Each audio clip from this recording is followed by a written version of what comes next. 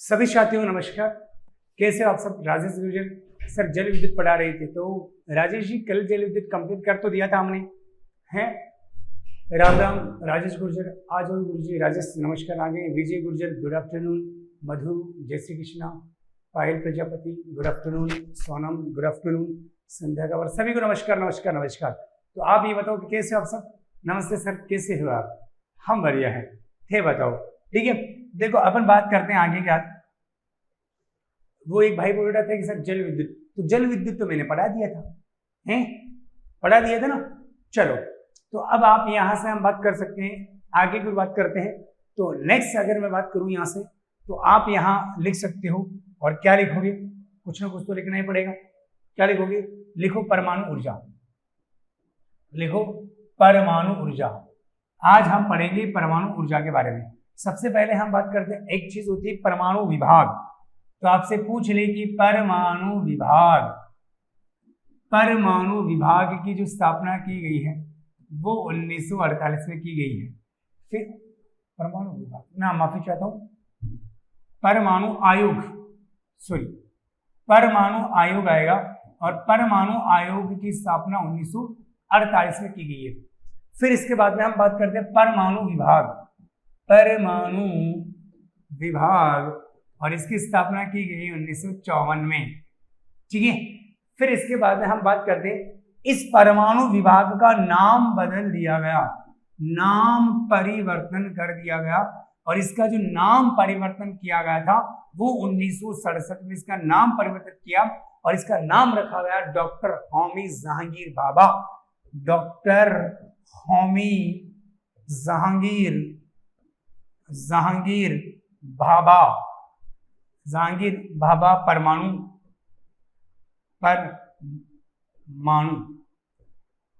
विभाग, परमाणु विभाग। तो इसका मतलब डॉक्टर होमी जहांगीर भाभा परमाणु विभाग जो है वो आपके कहां पर है, वो आपके जो है वो आपका 1967 में स्थापित किया गया है। तो सबसे पहली बात, परमाणु आयोग स्थापना 1948, परमाणु विभाग स्थापना 1954। फिर इसका नाम बदल दिया गया, और नाम बदल कर जो बोला वो रख दिया गया। तो लिखो फिर आगे बात करो।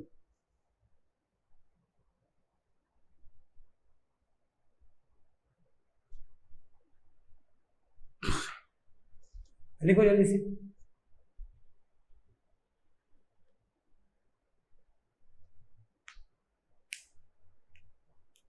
यस पूजा सिंह नमस्कार। चलो क्लियर है, आगे बात कर सकते हैं क्या। जल्दी से लिखो फिर आगे बात करते हैं। यस हाँ जी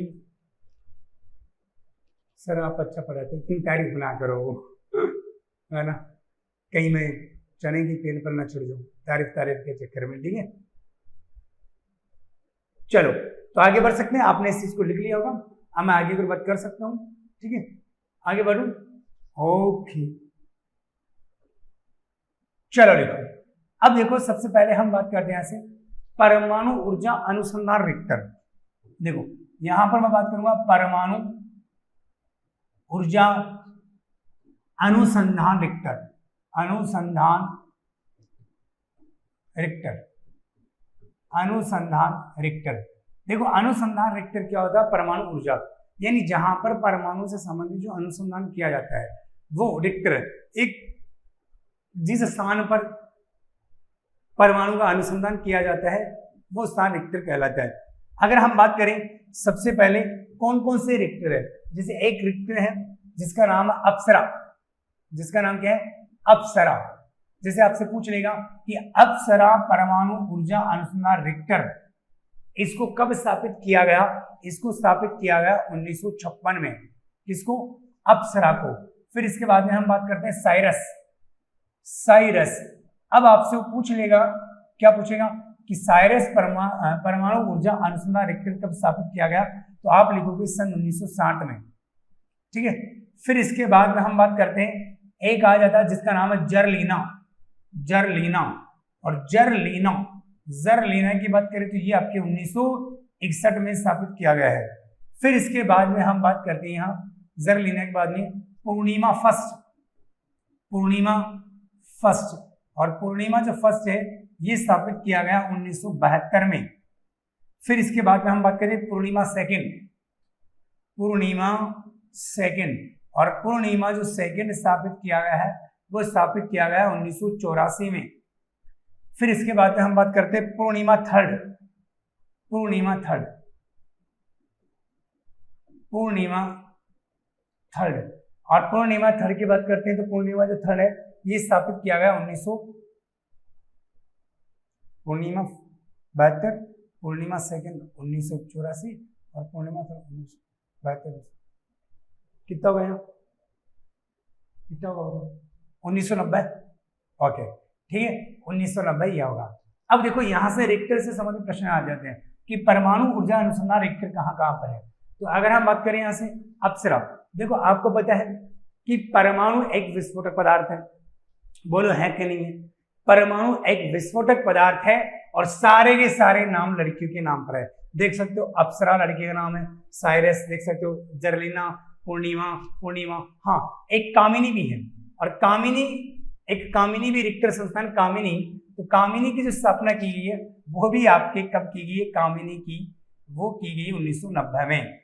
तो आप समझते हो ना कि परमाणु एक विस्फोटक पदार्थ है, सारे के सारे नाम लड़कियों के नाम पर रखे गए। तुम समझ रहे हो कि समझो मैं अच्छी तरीके से, मतलब क्यों नाम रखे गए, कभी सोचा है, कभी सोचा इस बारे में कि सारे के सारे नाम लड़कियों पर रखे गए हैं? नहीं सोचा तो सोचो कि ऐसा क्या कारण रहा होगा कि इस विस्फोटक पदार्थ का नाम सारे के सारे लड़कियों के नाम पर रखे गए। सोचिए जरा, लिखो चुपचाप, है ना, ज्यादा ना सोचो, लिखो।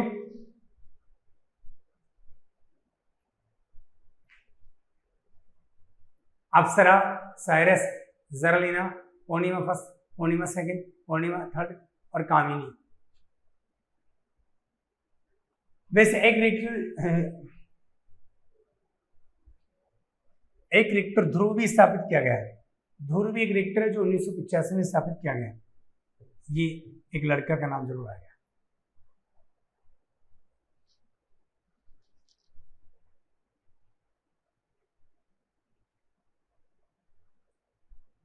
लिख लिया क्या?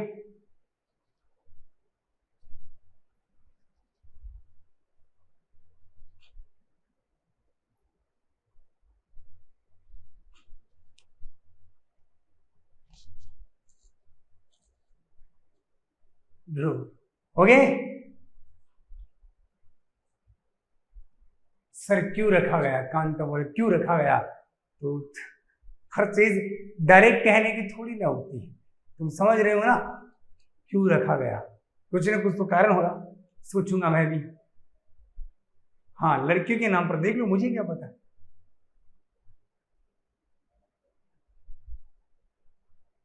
जी शिवानी,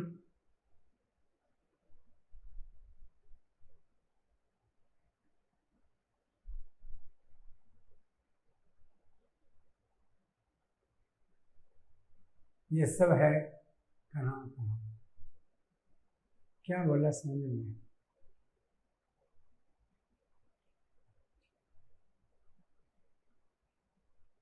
हो गया, चलो तो अब आगे की बात करें, जल्दी से बताइए।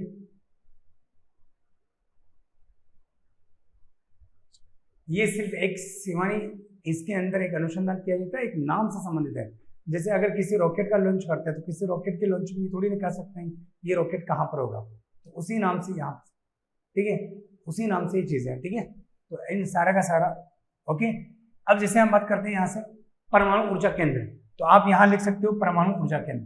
तो परमाणु ऊर्जा जो केंद्र है वो परमाणु ऊर्जा केंद्र, परमाणु ऊर्जा केंद्र है वो कितने हमारे 8 है, आप लिख सकते हो परमाणु ऊर्जा केंद्र कितने 8 है। अब ये 8 कौन कौन से, जरा इसमें देख लेते हैं। ये 8 जो परमाणु ऊर्जा केंद्र है,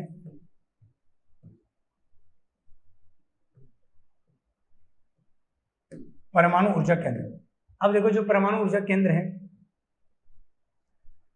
एक तो है तारापुर,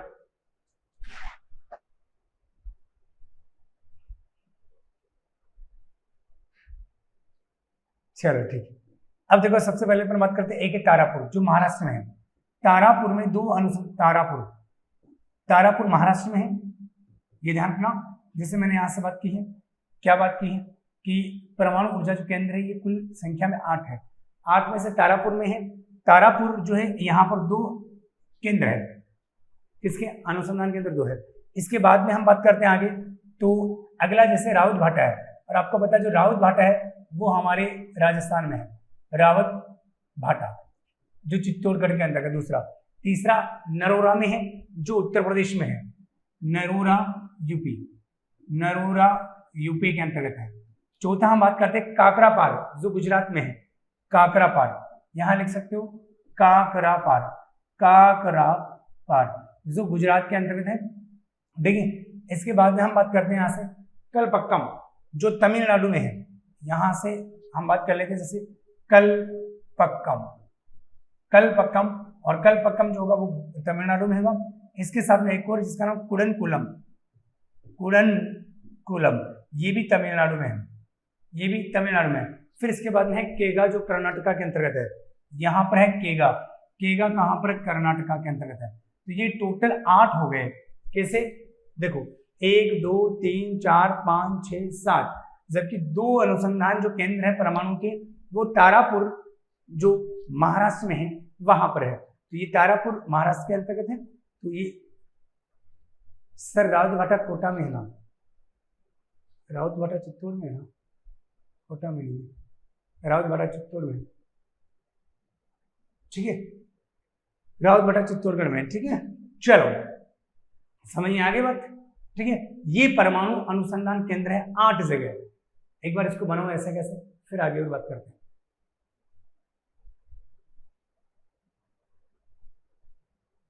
सर भारत का प्रथम परमाणु अनुसंधान केंद्र कौन सा है, बताएंगे अभी। ये महाराष्ट्र वाला ही है जो अमेरिका की साइड से। लिखो जल्दी से, फिर आगे बात करते हैं।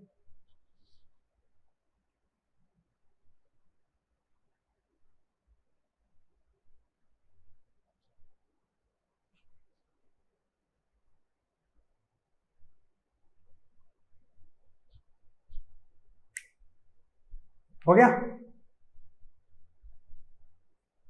आगे लिखवा सकता हूं।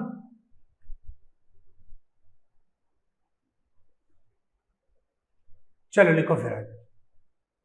देखिए सबसे पहले यहां से और लिखो परमाणु ऊर्जा केंद्र, परमाणु ऊर्जा केंद्र।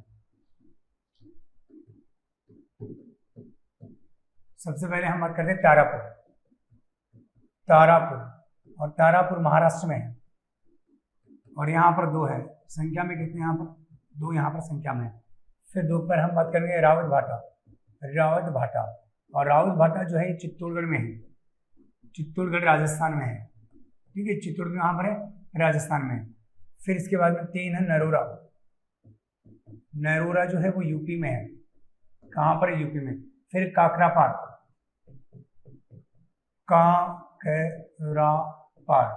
और काकरापार जो है वो गुजरात में है, ठीक है। फिर है कलपक्कम, 5 पर होगा कलपक्कम तमिलनाडु में है, ठीक है। फिर कुडनकुलम,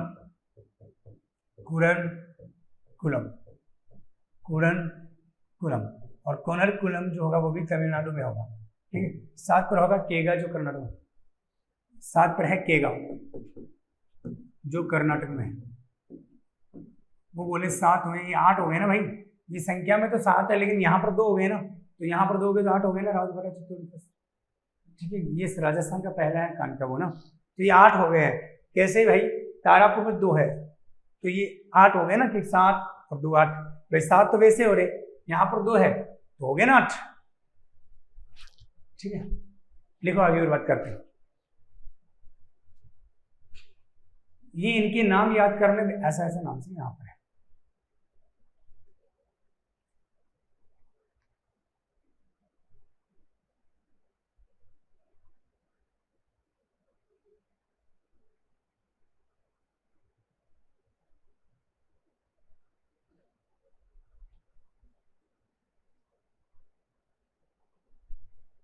आगे लिख सकते हैं, आगे बढ़े क्या, आगे बढ़ सकते हैं। चलो अब आगे की बात कर लेते हैं। नेक्स्ट, अगर मैं यहां से बात करूं प्रथम परमाणु ऊर्जा संयंत्र, आप लिख सकते हैं यहां से भारत का प्रथम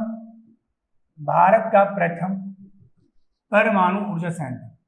परमाणु ऊर्जा संयंत्र, जो भारत का प्रथम परमाणु ऊर्जा संयंत्र है वो तारापुर है। कौन सा है? तारापुर। हम तारानगर में रहते हैं, ये तारापुर है।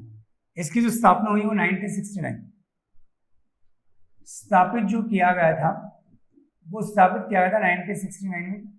सहयोग जो रहा है वो सहयोग रहा है अमेरिका का। भारत और अमेरिका का सहयोग इसके अंतर्गत रहा है। इसके साथ में क्षमता की अगर मैं बात करूं तो इसमें क्षमता है 1400 मेगावाट होगी। 1400 मेगावाट की क्षमता इसके अंतर्गत होगी। ठीक है सर, वो अभी संदीप सिंह सबसे बड़ा यही है।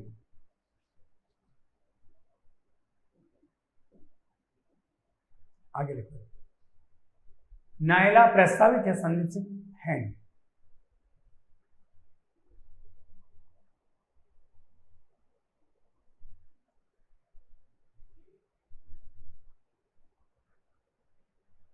चलो आगे बढ़ सकते हैं।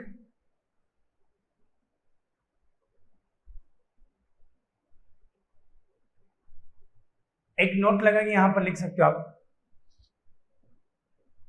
नोट, NOT और नोट में आप लिख सकते हो गोरखपुर। ये गोरखपुर उत्तर प्रदेश वाला नहीं है, ये ध्यान रखना। ये गोरखपुर जो है, यहां से मत कर, गोरखपुर हरियाणा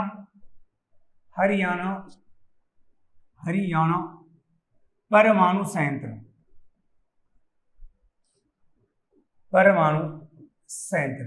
और ये संयंत्र जो है, इसकी जो स्थापना की गई है, यहां पर आप लिख सकते हो स्थापना 2014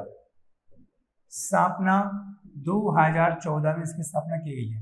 ठीक है, क्षमता 2800 मेगावाट होगी। ठीक है, क्षमता 2800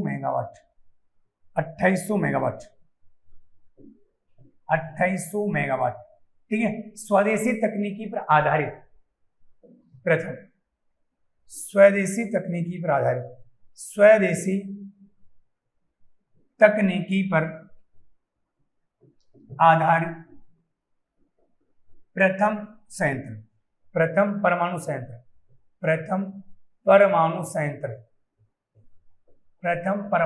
ठीक है, ये हरियाणा के अंतर्गत है। तो गोरखपुर हरियाणा परमाणु संयंत्र जो है, इसकी स्थापना 2014 के अंतर्गत, क्षमता 2800 मेगावाट है और स्वदेशी तकनीकी पर आधारित पहला परमाणु है। बाकी सब के विदेशों का सहयोग है, बाकी इसमें अपना स्वदेशी से संबंधित है। ठीक है, तो जल्दी से कमेंट करें, चीज को लिख ली हो तो आगे बढ़ सकते हैं। लिखो,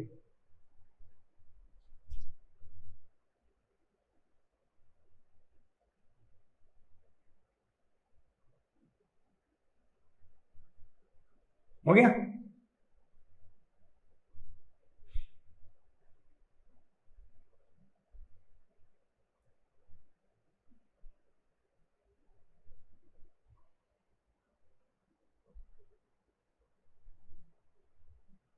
आगे बढ़ सकते हैं क्या?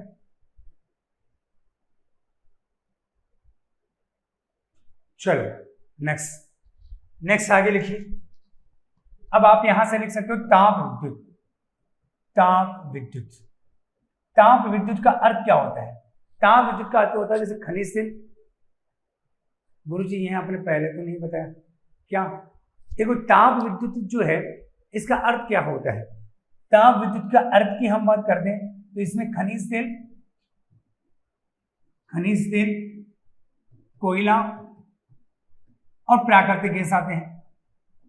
प्राकृतिक गैस, तो ये ताप विद्युत होता है। ताप विद्युत के एक चीज कार्यरत है, यहां से कंपनी कार्यरत है, जिसका नाम मैं यहां लिख देता हूं। ताप विद्युत में पावर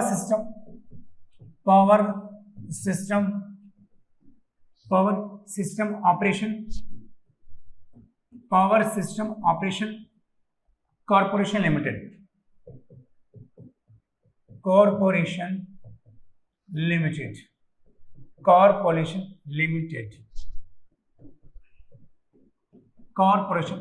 ठीक है, स्थापना इसकी 2014 में संध्या का हो गया सर थोड़े साथे साथे ही लिख लूं तू मैं तू, क्या हो गया। चलो देखो इसकी स्थापना कब की गई है, इसकी जो स्थापना की गई 2014 में इसकी स्थापना की गई। ताप विद्युत का अर्थ ये हो गया। अब ये जो कंपनी है इसका उद्देश्य क्या है, ऊर्जा विकास को बढ़ावा देना है। भाई इसका जो उद्देश्य है वो क्या है, ऊर्जा विकास को बढ़ावा देना, ऊर्जा विकास को बढ़ावा, ऊर्जा विकास को बढ़ावा देना, ऊर्जा विकास को बढ़ावा देना यहाँ पे इसका उद्देश्य। हाँ जी नीतीश शर्मा, परमाणु ऊर्जा खत्म हो गई, ठीक है। सिर्फ यहाँ मैं ऊर्जा के बारे में बता रहा हूँ, आपको यहाँ परमाणु ऊर्जा की खनिज के बारे में नहीं बताया कि वो खनिज वाले टॉपिक में पढ़ेंगे। यहाँ पे सोच लो सर ने तो बताया नहीं परमाणु ऊर्जा का उत्पादन सबसे ज्यादा कहाँ होता है, ठीक है। वो चीजें आपके उस किसमें आएगी, खनिज में।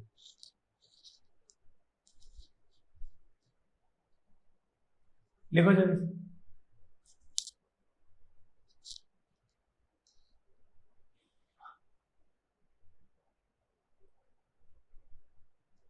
Power system operation corporation.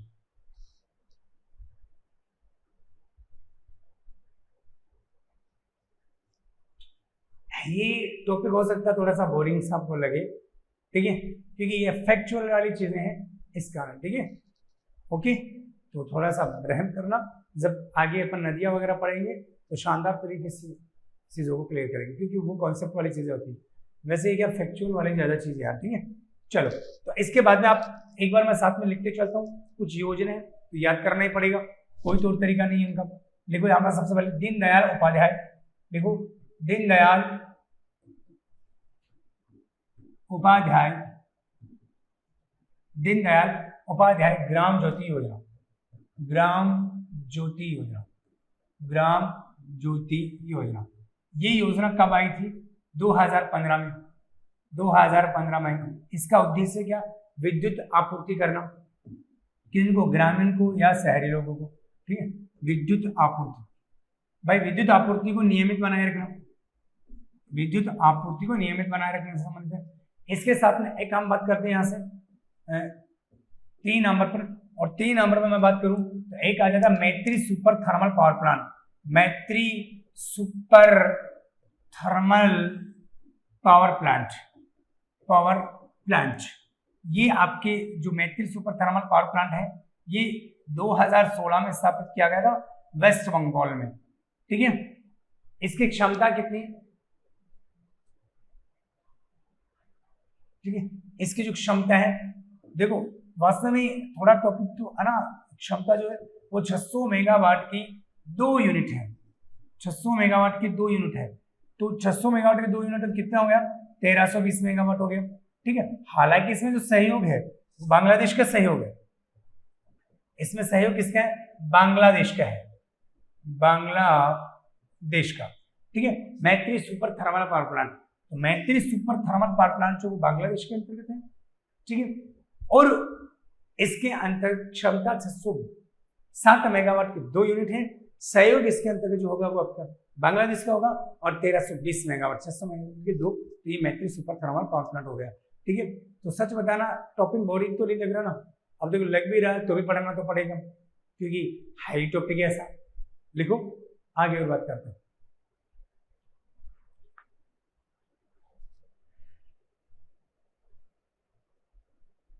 लिखो जल्दी,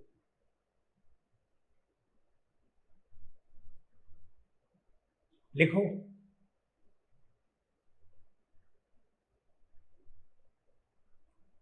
ओके आगे बढ़ सकते हैं। चलो अब इसके बाद 4 नंबर आप लिख सकते हैं यहां से। 4 नंबर आप लिखोगे केंद्रीय विद्युत, 4 नंबर आप लिखोगे केंद्रीय विद्युत, केंद्रीय विद्युत अनुसंधान संस्थान, अनुसंधान संस्थान, अनुसंधान संस्थान। ये बेंगलुरु में है, बेंगलुरु में, बेंगलुरु में है। इसकी जो स्थापना की गई है वो 1960 में, स्थापना 1960 में। उद्देश्य क्या है, विद्युत को बढ़ावा, वही विद्युत, विद्युत क्षेत्र में अनुसंधान, विद्युत क्षेत्र में अनुसंधान से संबंधित है। एक राष्ट्रीय विद्युत, अरे दीनदयाल कहां पर है, अरे दिलीप कुमार, दीनदयाल उपाध्याय ग्राम ज्योति योजना, तो ये योजना है, योजना है। मुख्यमंत्री निःशुल्क दवा योजना कहाँ होगी, पूरे समझिए ना, कोई एक जगह थोड़ी ना होगी, ये योजना है, योजना लिखा गया, ठीक है। चलो कोई बात नहीं ना। इसके बाद में हम बात करते हैं 5 नंबर पर, और 5 नंबर पर हम बात करते हैं यहाँ से राष्ट्रीय विद्युत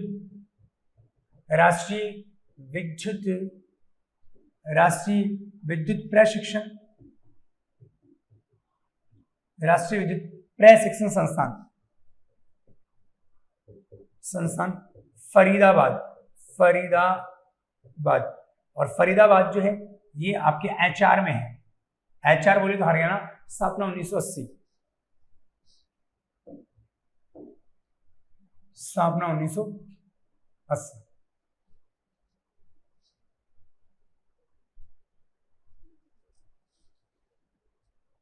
संध्या क्या बोले सर, मारवाड़ी में लिखा था कि थोड़े साथे साथे ही लिख दो है, तो थोड़े साथे साथे लिख दो है, तो ये IM को अब जाके समझ में, मतलब आपके साथ साथ ही लिख दिया मैंने, तो आज ऐसे बोल रहे हो क्या, अच्छा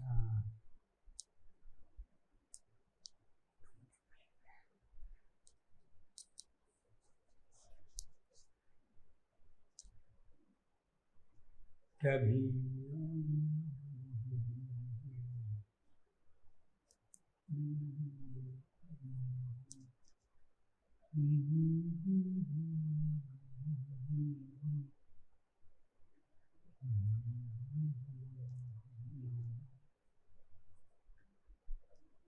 ओके, आगे बढ़े।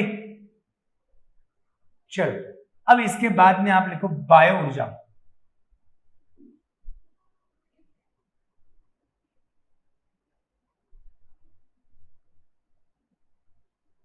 लिखो बायो ऊर्जा, लिखो बायो ऊर्जा, क्या लिखोगे, बायो ऊर्जा। और बायो ऊर्जा का मतलब तो समझते हो, एक तो बायोमास, मैं ये चीज पहले भी समझा चुका हूं, बायोमास और बायोगैस, जो हम पहले नवीनकरणीय अनवीनकरणीय में पढ़ चुके हैं, ठीक है। तो बायो ऊर्जा के बारे में बात करते हैं, जैसे नगर पालिका का कचरा, यहां से हम बात करते हैं, जैसे बायो ऊर्जा का मतलब तो समझ गए ना, जो मैं पहले समझा गया हूं, बायोमास और बायोगैस, फिर से समझाने की जरूरत है क्या, मेरे हिसाब से तो नहीं है, क्योंकि पहले समझा चुका हूं, ठीक है। देखो नगर पालिका के कचरे से विद्युत उत्पादन, जो नगर पालिका कचरे से विद्युत का उत्पादन होता है दिल्ली में, ठीक है, कहां पर होता है, दिल्ली में। वैसे आपको बता देता हूं मैं, ग्रामीण समस्या में ऊर्जा संकट को दूर किया जा सकता है, ग्रामीण ऊर्जा संकट को दूर करने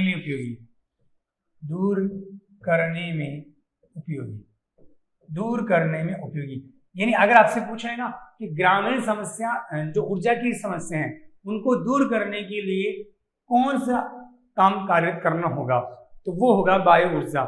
ध्यान रखना सौर ऊर्जा नहीं होना चाहिए, क्योंकि आपको पता है गाँव में जैसे खेती भी करते हैं, तो वहां से जैसे सरसों का निकालते हैं, उसके बाद जो कचरा बचता है वो भी काम में आ जाता है, बहुत सारा कचरा वगैरह भी काम में आ जाता है, तो इस कारण यहाँ पर ग्रामीण समस्या को दूर करने के लिए इसका उपयोग किया जाता है। वैसे अगर देखा जाए तो देश का प्रथम बायो रिफाइनरी, आप यहाँ लिख सकते हो, देश की प्रथम बायो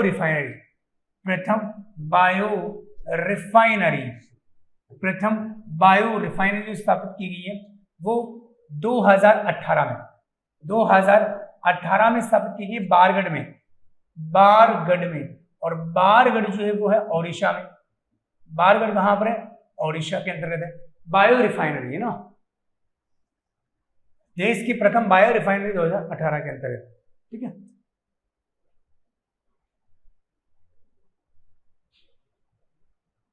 लिखो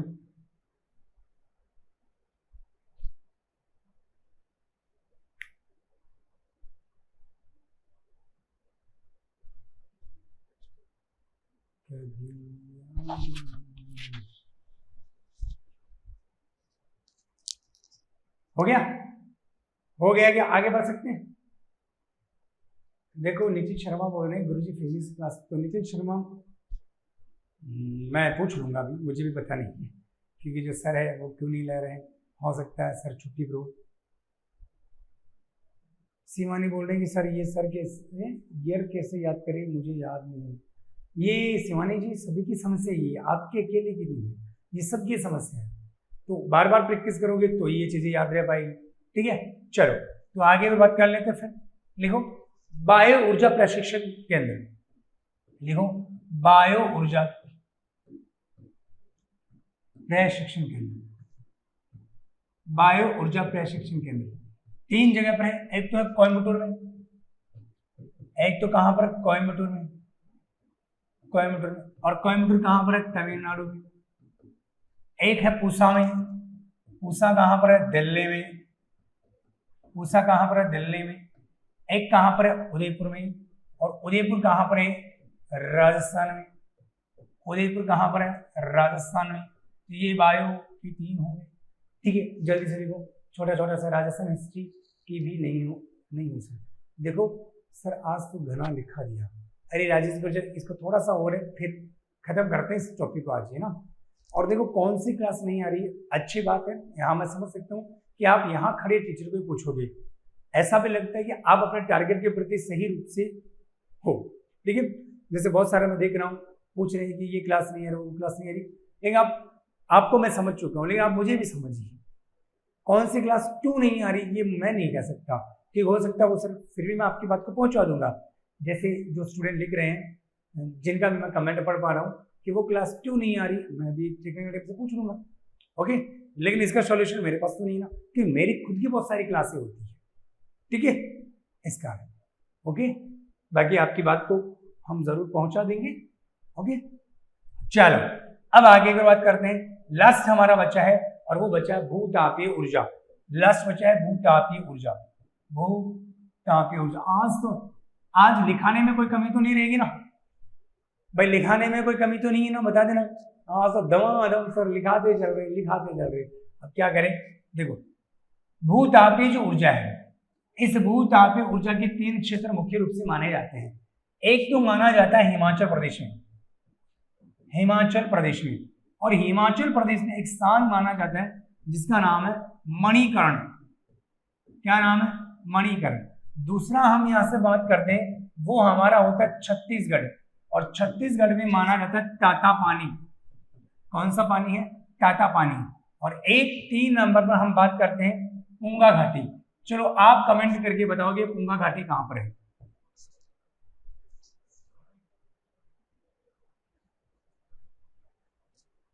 चलो आप ये बताइए ये पुंगा घाटी कहां पर है। जो भी स्टूडेंट बताएगा उसका फर्स्ट में नाम लिया जाएगा।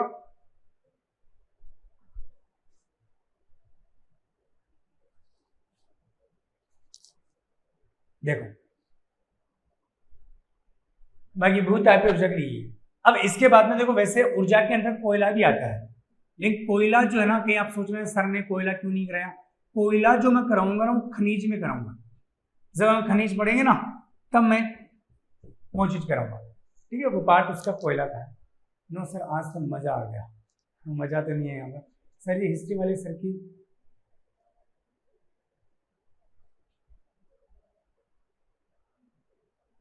सवा संध्या, बिल्कुल संध्या ने से बताया लद्दाख, शाबाश। ओके, क्योंकि मैंने आपको पहले भी इसके बारे में बता चुका हूँ कि लद्दाख जो पठार है उसमें पुंगा घाटी है। अरे मधु, ये असम में कहाँ पर है? असम में क्या? गजानंद जी, शाबाश। गजानंद आपने भी सही बताया, लेकिन पहला। ठीक है, विजय गुर्जर आपने भी सही बताया, मधु गलत है। गुड्डू सर फर्स्ट स्लाइड दिखा देना। तो ये लिख लिया, चलो इसको लिख लिया फर्स्ट स्लाइड। फर्स्ट स्लाइड पर तो ये है, फर्स्ट स्लाइड पर ये नहीं है। फर्स्ट स्लाइड तो मैंने कब की डेट में आ ली है। तो इसी के साथ में आज का टॉपिक कंप्लीट होता है। अब हम जो टॉपिक शुरू करेंगे वो नया टॉपिक इसके बाद में शुरू करेंगे, इसलिए आज जो भी मैंने पढ़ाया है थोड़ा सा उसको रिवाइज कर लेते हैं ना।